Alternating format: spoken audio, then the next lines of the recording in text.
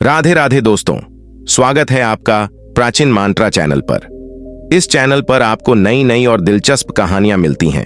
अगर आप पहली बार इस चैनल पर आए हैं तो चैनल को सब्सक्राइब कर लीजिए और वीडियो अच्छी लगे तो कमेंट और लाइक करना बिल्कुल मत भूलिए। बहुत समय पहले की बात है, उत्तर देश में एक किसान रहता था। उसके 3 बेटे थे। जब वे युवा हो गए तो उसने अपने तीनों बेटों से कहा, बेटा अब तुम लोग युवा हो गए हो, अब तुम लोगों को शादी कर लेनी चाहिए। तुम लोग जाओ और अपने अपने लिए पत्नी ढूंढो।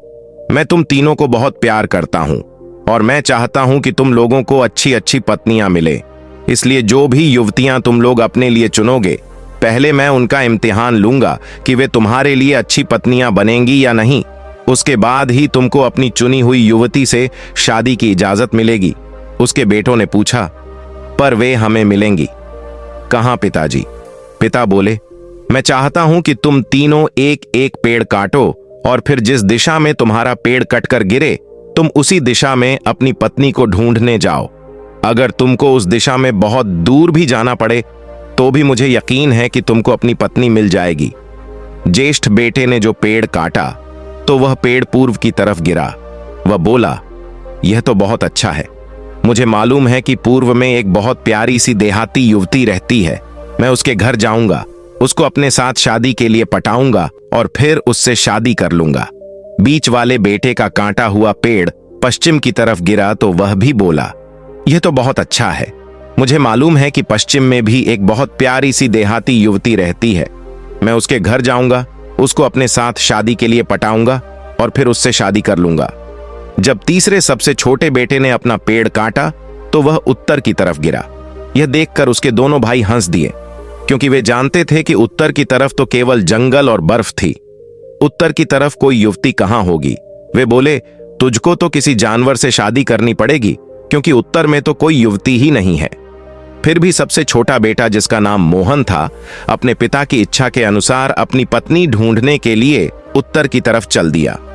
दोनों भाइयों ने अपने पिता का खेत छोड़ा और उस युवती के पिता के लिए कुछ भेंट ली जिससे वे शादी करना चाहते थे, और कुछ भेंट अपनी होने वाली पत्नियों के लिए ली ताकि वे उनको खुश कर सके, और अपनी अपनी दिशाओं में चल दिए। मोहन भी जंगल में होता हुआ उत्तर की तरफ चल दिया। हालांकि वह जानता था कि उसको तो उधर कोई लड़की मिलने वाली थी नहीं जो उसकी पत्नी बन सके। फिर भी वह उस जंगल में बहुत दूर तक चलता ही चला गया। आगे जाकर वह एक झोपड़ी के पास आ पहुंचा। उस झोपड़ी को देखकर उसका दिल तेजी से धड़कने लगा। उसको लगा कि शायद वह उत्तर में अपनी पत्नी पा सके। उसने झोपड़ी का दरवाजा खटखटाया तो दरवाजा खुला। वह उसके अंदर घुसा तो उसने देखा कि झोपड़ी तो खाली थी।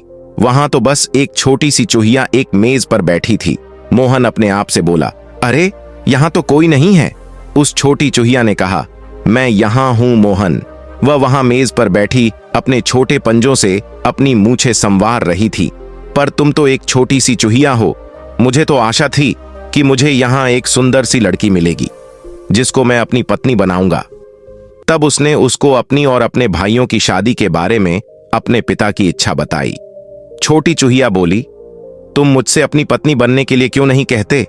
यहां उत्तर में तो कोई लड़की रहती नहीं, पर मैं तुम्हें प्यार करूंगी और तुम्हारे लिए वफादार भी रहूंगी।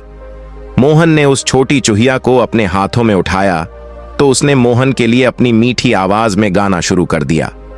मोहन उसको और पास से देखने के लिए चेहरे तक लेकर आया तो वह चूहिया उसकी उंगलियों पर चढ़ गई और अपनी छोटी सी नाक से उसके गाल सहलाने लगी। मोहन उस छोटी सी चूहिया को पसंद किए बिना नहीं रह सका। इसके अलावा वह अपने पिता को ना उम्मीद भी करना नहीं चाहता था। वह बोला, ठीक है ओ छोटी चूहिया, मैं अपने पिता से जाकर कह दूंगा कि मुझे अपनी पत्नी मिल गई। यह सुनकर चूहिया बोली, पर तुम्हारे लिए एक चूहिया से शादी करना बहुत मुश्किल होगा। ऐसा करते हैं कि मैं यहीं ठहरती हूं, तब तक तुम अपने पिता को इस खबर के लिए तैयार करके आओ। मोहन की समझ में आ गया कि वह चूहिया ठीक कह रही थी, सो वह चूहिया को वहीं छोड़कर अकेला ही घर वापस लौट गया।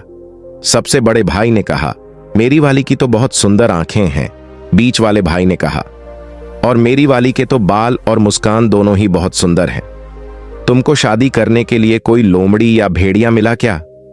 मोहन ने उनसे इतनी जोर से कहा ताकि उसके पिता भी सुन लें। तुम लोग मेरी चिंता मत करो, मुझे तो एक बहुत ही प्यारी और नाजुक सी चीज मिल गई है और वह मखमल के कपड़े पहनती है। मखमल के कपड़े कहकर उसके दोनों बड़े भाई जोर से हंस पड़े। तुमने तो लगता है कि उस उत्तरी जंगल और बर्फ में कोई राजकुमारी ढूंढ ली है, मोहन बोला। हाँ, मखमल के कपड़े बिल्कुल राजकुमारियों की तरह से, और जब वह मेरे लिए गाती है तो उसकी मीठी आवाज तो मुझे बहुत ही अच्छी लगती है। यह सुनकर उसके दोनों बड़े भाई उससे जलने लगे कि उनके छोटे भाई को तो उत्तर में भी इतनी अच्छी लड़की मिल गई, पर इसमें वे क्या कर सकते थे। कुछ दिन बाद पिता बोला, मैं अभी भी यह तय नहीं कर पा रहा हूं कि किसको सबसे अच्छी पत्नी मिली है, इसलिए मैं चाहता हूं कि मेरी हर एक बहू मेरे लिए रोटी बनाए, ताकि मैं यह देख सकूं कि वह तुमको ठीक से खाना खिला सकेगी भी या नहीं। सुनते ही दोनों बड़े भाई अपने छोटे भाई मोहन से बोले, मुझे मालूम है कि मेरी वाली सबसे अच्छी रोटी बनाएगी, पर मोहन, तुम्हारी राजकुमारी। मोहन बोला, यह तो मुझे उससे पूछना पड़ेगा, पर असल में तो वह चिंता कर रहा था कि उसकी चूहियां रोटी बनाएगी भी कैसे। फिर भी वे तीनों भाई एक साथ घर निकल पड़े। अपनी अपनी होने वाली पत्नियों से रोटी बनवाने के लिए छोटी चूहिया ने जब मोहन को वापस आते देखा तो वह तो गाने नाचने लगी, और जब उसने आकर उसे यह बताया कि उसको रोटी बनानी है तो वह हंस दी।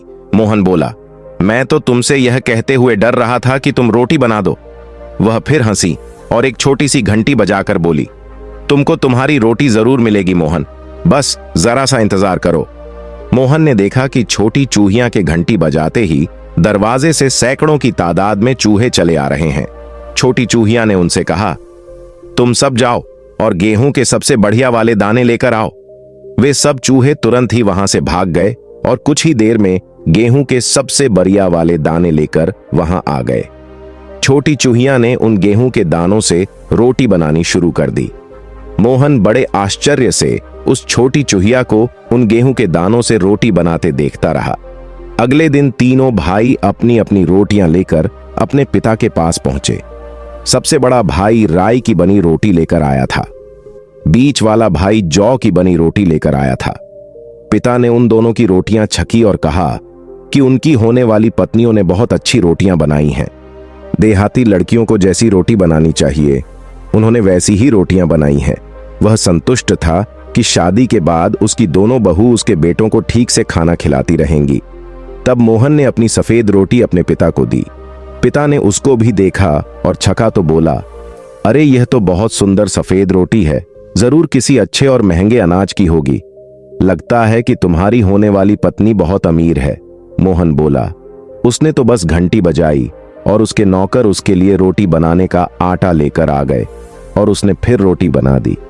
दोनों बड़े भाई बहुत खुश हुए। जब उनके पिता ने कहा, अब हम एक और इम्तिहान लेंगे, तुम सबकी होने वाली पत्नियों को एक काम और करना पड़ेगा। मैं देखना चाहता हूं कि वे सिलाई भी कर सकती हैं या नहीं। तुम लोग उनके हाथ के बुने हुए कपड़े का नमूना लेकर आओ। यह सुनकर दोनों बड़े भाई तो खुश थे, क्योंकि वे जानते थे कि उनकी होने वाली पत्नियां कपड़ा बुनना जानती थीं, पर वे यह तो सोच भी नहीं सकते थे कि कोई राजकुमारी भी कपड़ा बुन सकती है, तो उनके छोटे भाई का क्या होगा। मोहन भी चिंतित था, वह भी यही सोचता था कि कोई चूहिया भी कपड़ा बुन सकती है क्या। फिर भी वह सोचकर मुस्कुराया कि अगर वह चूहिया कपड़ा ना भी बुन सकेगी तो भी कम से कम वह उसे बोलने वाली चूहिया से फिर से मिल तो सकेगा। जब मोहन चूहिया के पास पहुंचा तो चूहिया उसको देखकर फिर बहुत खुश हो गई और वहां नाचने लगी। मोहन बोला, मैं तुमको देखकर बहुत खुश हूं चूहिया रानी, लेकिन क्या मोहन, क्या तुम्हारे पिता को कुछ और चाहिए? वह तुम्हारे हाथ के बुने हुए कपड़े का नमूना देखना चाहते हैं। क्या तुम कपड़ा बुन सकती हो? मैंने तो कभी सुना नहीं कि कोई चूहिया भी कपड़ा बुन सकती है। यह सुनकर चूहिया फिर हंसी और एक बार फिर उसने अपनी छोटी घंटी बजाई और एक बार फिर उसी दरवाजे से सैकड़ों की तादाद में चूहे वहां आ गए।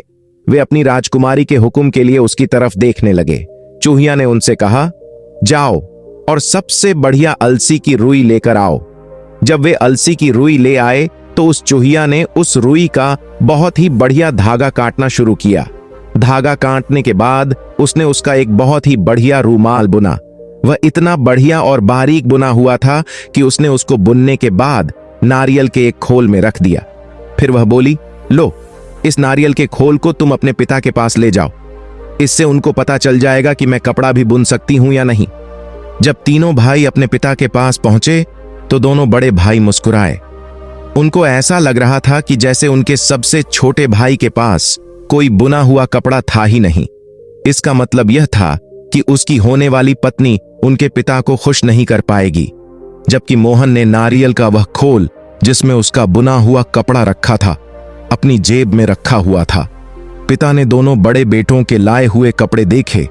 उसने कहा, तुम लोगों की होने वाली पत्नियां तुम्हारे लिए अच्छा कपड़ा बनाएंगी और तुमको ठीक से कपड़े पहनाएंगी और गर्म रखेंगी। उनका काम सादा है पर समय के साथ साथ सुधरता जाएगा। फिर उसने मोहन से पूछा, बेटे, तुम्हारी होने वाली पत्नी के हाथ का बुना कपड़ा कहाँ है? क्या तुम्हारी होने वाली पत्नी भी तुम्हारे लिए कोई कपड़ा बुन सकी? मोहन ने अपनी जेब से नारियल का एक खोल निकाला और अपने पिता को दे दिया। उसके भाई तो उसको देखते ही हंस पड़े। तो तुम्हारी राजकुमारी ने हमारे पिता को कपड़े की बजाय नारियल का एक खोल भेजा है। तब उनके पिता ने नारियल के उस खोल को खोला तो देखा कि उसके अंदर तो तह किया हुआ दुनिया का सबसे अच्छा कपड़ा था। उसने तो इतना अच्छा कपड़ा पहले कभी देखा ही नहीं था। उसको देखकर तो उसके बड़े भाइयों की हंसी रुक गई। पिता को भी उस कपड़े को देखकर बहुत आश्चर्य हुआ। वह भी बोला, यह तो बहुत सुंदर काम है। तुम्हारी होने वाली पत्नी इतना सुंदर और बढ़िया कपड़ा कैसे बुन पाई? मोहन बोला, उसने अपनी छोटी सी घंटी बजाई और उसके नौकर उसके लिए अलसी की रुई ले आए। तब उसने उसका धागा बनाया और फिर यह रुमाल बुन दिया। पिता बोला, यह सब तो बहुत अच्छा था। अब मैं तुम लोगों की होने वाली पत्नियों से मिलना चाहूंगा ताकि फिर तुम लोगों की शादी की जा सके। तो तुम उनको यहां लेकर आओ। यह सुनकर मोहन ने सोचा कि अगर मैं अपनी होने वाली पत्नी को यहां लेकर आऊंगा तो मेरे बड़े भाई जब यह देखेंगे कि इसकी होने वाली पत्नी तो एक चूहिया है, मुझ पर हंसेंगे और मेरे पिता भी मेरी उससे शादी करने पर राजी नहीं होंगे। पर मैं उस सब की चिंता नहीं करता। उसने मेरे लिए रोटी बनाई, उसने मेरे लिए कपड़ा बुना, वह गाती है, वह नाचती है, वह बहुत दयालु भी है। मैं तो बस उसी की परवाह करता हूं, चाहे वह एक चूहिया ही सही। यही सोचकर वह फिर से चूहिया के घर की तरफ चल दिया ताकि वह उसको साथ लेकर अपने पिता से मिलवाने के लिए उनके पास आ सके। वह फिर से उसी झोपड़ी में जा पहुंचा। उसको देखते ही चूहिया फिर से उसके हाथों में चढ़ गई। मोहन ने उससे कहा कि उसके पिता उससे मिलना चाहते हैं। छोटी चूहिया तो यह सुनकर खुशी से पागल सी हो गई। उसने अपनी वह छोटी सी घंटी एक बार फिर बजाई तो पहले की तरह से फिर से वहां सैकड़ों चूहे दरवाजे से अंदर आ गए। उसने उनसे कहा कि वे उसकी गाड़ी तैयार करें। जल्दी ही नारियल का एक खोल वहां आ गया। उस नारियल के खोल को दो चूहे खींच रहे थे। एक चूहा उस गाड़ी के कोचवा की जगह बैठ गया। दूसरा चूहा एक नौकर की तरह उस गाड़ी के पीछे एक बक्से पर बैठ गया। उस नौकर चूहे ने छोटी चूहिया को गाड़ी में बिठाया और गाड़ी वहां से चल दी। मोहन भी मुस्कुराता हुआ अपनी होने वाली पत्नी की गाड़ी के साथ साथ अपने पिता के घर चल दिया। वह चूहिया से कहता जा रहा था, मेरे भाई मुझ पर हंस सकते हैं, यहां तक कि मेरे पिता भी शायद इस शादी से खुश नहीं होंगे, पर मैं इस बात की चिंता नहीं करता। मैं हमेशा तुम्हारी रक्षा करूंगा और तुम और मैं हमेशा खुश रहेंगे। मैं तुमको उसी तरह से रखूंगा जैसे कोई अपनी असली पत्नी को रखता है। जब वे जा रहे थे तो उनको एक पुल पार करना था। यह पुल जंगल पार करके एक नदी पर बना हुआ था। जब मोहन यह सब कह रहा था तभी वे उस पुल पर पहुंचे तो वहां हवा इतने जोर से चल रही थी कि नारियल के खोल की वह गाड़ी, उस गाड़ी का कोचवा, उसके दोनों काले चूहे जो उस चूहिया की गाड़ी खींच रहे थे, चूहिया राजकुमारी और उसके दोनों नौकर सब उस हवा में उड़ गए और नदी में डूब गए और मोहन उनको गिरने से रोक भी न सका। उसकी आंखों में आंसू आ गए। उसके मुंह से निकला, ओह छोटी चूहिया, मुझे तुम्हारे इस तरह पानी में गिरने का बहुत अफसोस है। तुम मेरे ऊपर कितनी मेहरबान थी। मुझे तुम्हारे साथ बात करना और तुम्हारा गाना बहुत याद आएगा। और अब जब तुम चली गई हो मुझे तब पता चल रहा है कि मैं तो तुमको अपनी असली पत्नी की तरह से ही चाहता था। जब वह ऐसा बोल रहा था तभी उसने देखा कि एक बहुत बड़ी सुनहरी गाड़ी जिसको दो बहुत सुंदर घोड़े खींच रहे थे नदी के किनारे किनारे आ रही थी। एक लंबा सा नौकर उस गाड़ी के पीछे खड़ा हुआ था। एक बहुत सुंदर लड़की उस गाड़ी में बैठी हुई थी। इतनी सुंदर लड़की तो मोहन ने पहले कभी देखी नहीं थी। वह खुद बर्फ जैसी सफेद थी। उसके होंठ लाल थे। उसने सफेद कपड़े पहने हुए थे और अपने सुनहरे बालों में बहुत सारे जवाहरात पहने हुए थे। उसने मोहन को पुकार कर कहा, क्या तुम मेरे साथ मेरी गाड़ी में बैठना पसंद नहीं करोगे मोहन? मैं अपने होने वाले पति के पिता से मिलने जा रही हूं। मोहन कुछ दुखी आवाज में बोला, नहीं, मैं नहीं बैठ सकता। मेरी अपनी होने वाली पत्नी तो यहां नदी में डूब गई है। उस सुंदर लड़की ने कहा, तुमने मुझे नहीं खोया है मोहन, मैं ही तुम्हारी वह छोटी चूहिया हूं। मैंने ही तुम्हारे पिता के लिए रोटी बनाई थी। मैंने ही तुम्हारे पिता के लिए कपड़ा बुना था। मैं अब तक एक श्राप के जोर में थी जिसने मुझे एक चूहिया बना दिया था। जब तुमने कहा कि तुम मुझे प्यार करते हो, बस तभी मेरा वह श्राप टूट गया और मैं फिर से स्त्री बन गई। मोहन यह सब देखकर आश्चर्यचकित हो जाता है। वह पूछता है, यह सब क्या है? वह चूहिया, जो कि एक सुंदर स्त्री में बदल गई थी, कहने लगी, मैं राजकुमारी तारा हूं। मेरा जन्म महाराज विक्रम सिंह और महारानी राधिका के घर हुआ था और मेरे जन्म ने पूरे राज्य में हर्षोल्लास का माहौल बना दिया। ज्योतिषियों ने भविष्यवाणी की थी कि मेरा जीवन न केवल मेरे परिवार के लिए बल्कि पूरे राज्य के लिए सौभाग्य लाएगा। मैं अपने माता पिता की इकलौती संतान थी और इसलिए बेहद दुलारी भी थी। अपने जन्म से ही भीतर एक अद्भुत आकर्षण और सौम्यता थी, परंतु मैं केवल रूपवान ही नहीं थी बल्कि विद्वान भी थी। युद्ध कला में निपुणता थी और घुड़सवारी, तलवारबाजी तथा संगीत में भी पारंगत थी। मुझे हमेशा से लगता था कि राज्य की सबसे योग्य और शक्तिशाली महिला हूं और यह सोच धीरे धीरे मेरे अहंकार में बदल गई। मैं अपने पिता महाराज विक्रम सिंह के साथ राज्य के विभिन्न मामलों में भी सलाह देने लगी थी, लेकिन राजमहल के वातावरण और अपने विशेष स्थान का प्रभाव मेरे पर इस कदर पड़ने लगा था कि मेरे स्वभाव में धीरे धीरे अहंकार ने जन्म ले लिया। मैंने सोचना शुरू कर दिया कि मेरी शक्ति और सौंदर्य का कोई मुकाबला नहीं कर सकता और इसी कारण वश में अपने से छोटे और बड़े सभी से कठोरता से पेश आने लगी। राजमहल में जो सेवक और सैनिक सेवा में रहते थे, मेरे कठोर स्वभाव के कारण धीरे धीरे दूर होने लगे थे, लेकिन मुझे इस बात का तनिक भी भान नहीं था कि यह अहंकारी स्वभाव अपने प्रियजनों से दूर कर रहा है।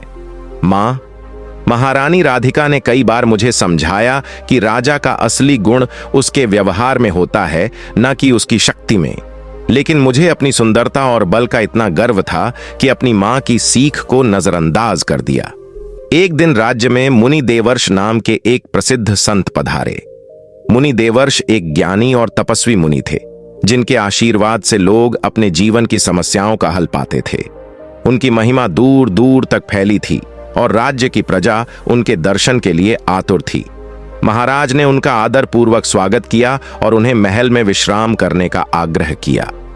महल में उनके आगमन से सभी प्रसन्न थे और सभी राजमहल के लोग उनकी सेवा में तत्पर हो गए।